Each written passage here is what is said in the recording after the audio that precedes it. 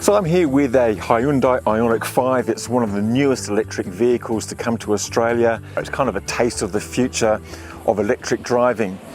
It's really spacious inside. It's got a tow bar. It's got vehicle to load, which basically means you can plug any appliance into the car and it'll power them. We've just boiled a kettle and had a cup of tea.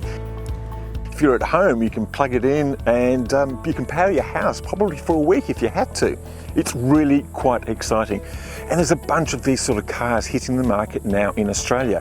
We've got the Polestar, we've got the EV6 coming from Kia, we've got the Model Y coming from Tesla.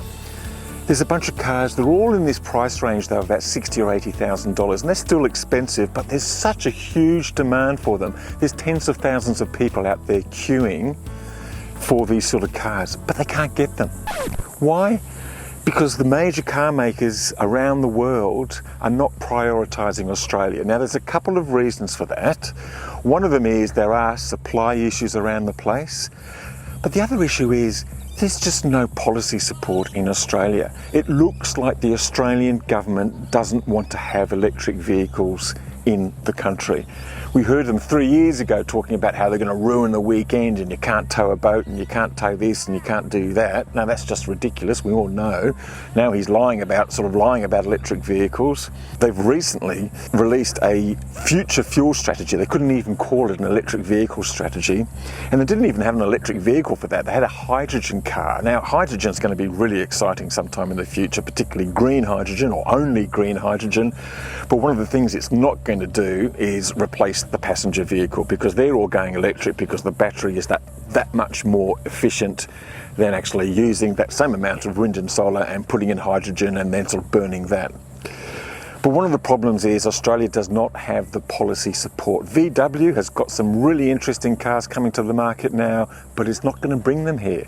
It might bring one, the ID4, in 1 or 2 years' time, but the rest, forget it, until some of the policies are changing. And one of the major policies that we need is simply to have fuel standards and fuel emission standards. Australia, along with New Zealand, is one of the only countries in the world that burns shitty fuel.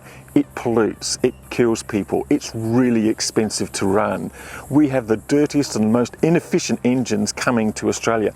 Some of the petrol and diesel cars you see around here have to be detuned before they come to Australia so they can actually deal with the really dirty fuel that we allow to be put into them. It is absolutely crazy. It is adding costs. It's absolute complete insanity. So what we really need is a decent policy from the federal government on fuel emission standards, some sort of recognition that the future is going to be electric. Around the world, we see countries like Norway banning the sale of new petrol and diesel cars by 2025. That's just 4 years away.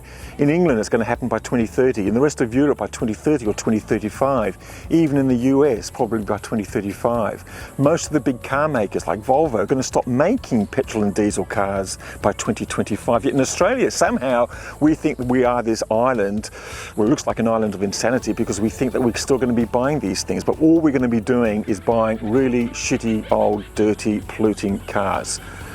We just deserve it for our kids, we deserve it for our environment, we just deserve it for the efficiency of our economy to actually go electric and finally get some decent policies in place. What we need is a policy that encourages the big car makers to bring these cars to Australia. We need more of these sort of cars, in the 60 to 80,000 bracket. At the moment, only a couple of hundred are being brought into the country. It's like a trickle feed. But we need to have the cheaper cars, the $20,000 to $30,000 and $40,000 cars brought into the country. But to do that, we need to have policy that actually encourages and provides an incentive. It doesn't necessarily mean rebates or sort of handouts or anything like that. Just a signal from the government that electric vehicles are welcome and that the country is prepared for it, both in terms of infrastructure and for the grid. Simply, we just need to be prepared for the future.